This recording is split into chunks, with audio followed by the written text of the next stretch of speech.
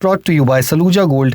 भारत का सबसे भरोसेमंद Saluja gold TMT bars. Saluja gold TMT. अब सही पकड़े हो कॉन्ट्रैक्टर बाबू, मजबूती सब कुछ है। 31 मई को राहुल गांधी ने आरोप लगाया था कि सीबीएसई में ओएसएम का टेंडर देने के लिए कुछ नियमों में बदलाव कर दिया गया था और ये बदलाव गुपचुप तरीके से किया गया था। लेकिन बात सिर्फ इतनी नहीं है, टेंडर देने से पहले एक और नियम बदल दिया गया था। ये वो नियम था जिसके तहत गलती करने पर कंपनी को ब्लैकलिस्ट किया जाता है। सवाल कि किसके इशारे पर इतना बड़ा बदलाव किया गया और क्या कंपनी को बचाने की कोशिश की जा रही है। एनडीटीवी ने एक रिपोर्ट छापी। उस रिपोर्ट में दावा किया कि बोर्ड ने ब्लैकलिस्टिंग के क्लॉज को टेंडर से गायब कर दिया। यानी अगर कंपनी कोई गलती करती है तो उसे ब्लैकलिस्ट करने के लिए अब कोई नियम ही नहीं बचा। ब्लैकलिस्टिंग को एक सख्त नियम माना जाता है जो कंपनी पर कंट्रोल रखने के लिए जरूरी है ताकि गलती की गुंजाइश कम से कम रहे। लेकिन रिपोर्ट के मुताबिक बोर्ड ने ब्लैकलिस्टिंग के नियम को दूसरे नियमों से बदल दिया और वो भी टेंडर देने से कुछ दिन पहले। बोर्ड ने ओएसएम की जिम्मेदारी हैदराबाद की कंपनी कोयम्बटूर एडुटेक को दी थी। रिपोर्ट के मुताबिक बोर्ड ने वेंडर के ब्लैकलिस्टिंग वाला नियम 20 सितंबर 2025 को हटा दिया था और कंपनी को टेंडर दिया था करीब 2.5 महीने बाद, यानी 5 दिसंबर 2025 को।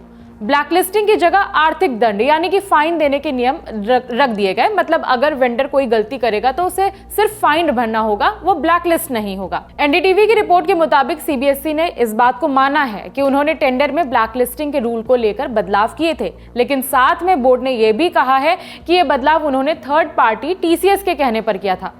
रिपोर्ट के मुताबिक अपनी सफाई में सीबीएसई ने आगे कहा कि भले ही टेंडर से टेक्निकली ब्लैकलिस्टिंग का क्लॉज हटा दिया गया हो, लेकिन बोर्ड के पास अभी भी ये अधिकार है कि अगर परिस्थितियां ऐसी मांग करती हैं तो वो किसी भी दोषी वेंडर को ब्लैकलिस्ट कर सकता है।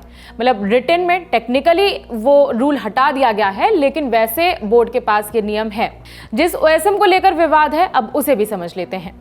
ओएसएम यानी on screen marking. OSM system एक डिजिटल इवैल्यूएशन प्रोसेस है। इसमें कॉपी को स्कैन करके कंप्यूटर की स्क्रीन पर चेक किया जाता है। कॉपी चेक करने वाले टीचर लैपटॉप या फिर टैबलेट पर लॉगिन करके स्क्रीन पर ही आंसर्स देखते हैं और डिजिटल पेन या फिर माउस से मार्क्स देते हैं। सिस्टम खुद ही मार्क्स को जोड़ता है और इससे टोटलिंग एरर नहीं होता। इस प्रोसेस में पेन की जरूरत नहीं पड़ती है, जो लाल पेन टीचर्स यूज करते हैं उसकी जरूरत नहीं पड़ती है, पूरा काम स्क्रीन पर हो जाता है। लेकिन इस सिस्टम से सीबीएसई के कई स्टूडेंट्स खुश नहीं हैं। स्टूडेंट्स का दावा है कि ओएसएम की वजह से उनके मार्क्स उम्मीद से कम आए हैं। कई स्टूडेंट्स का कहना है कि उन्हें जो स्कैन शीट मिली वो ब्लैंक थी। रिपोर्ट के मुताबिक इस इवैल्यूएशन प्रोसेस में कई टीचर्स ने भी समस्याओं की बात की है। कई सारे लोग हैं, कई सारे आरोप हैं और कई सारी शिकायतें हैं ओएसएम सिस्टम को लेकर। विपक्ष भी इसे लेकर सरकार पर लगातार सवाल कर रहा है। विपक्ष का कहना है कि ओएसएम को बोर्ड ने कमाई का जरिया बना लिया है और अब कंपनी को बचाने के लिए नियमों में बदलाव किए जा रहे हैं। नेता विपक्ष राहुल गांधी लगातार इस मामले को लेकर सरकार पर सवाल उठा रहे हैं। वो उन स्टूडेंट से मिल रहे हैं जो इस ओएसएम सिस्टम से खुश नहीं है। विपक्ष की मांग है कि शिक्षा मंत्री धर्मेंद्र प्रधान अपने पद से इस्तीफा दे दें। इस मांग के साथ कई सारी जगह विरोध प्रदर्शन भी किए जा रहे हैं। इस मामले पे कोई जरूरी अपडेट होगा तो हम आप तक पहुंचाएंगे। आपकी क्या राय है कमेंट करके बता सकते हैं। इस खबर में इतना ही। मेरा नाम है विभावरी। देखते रहिए दी ललन टॉप।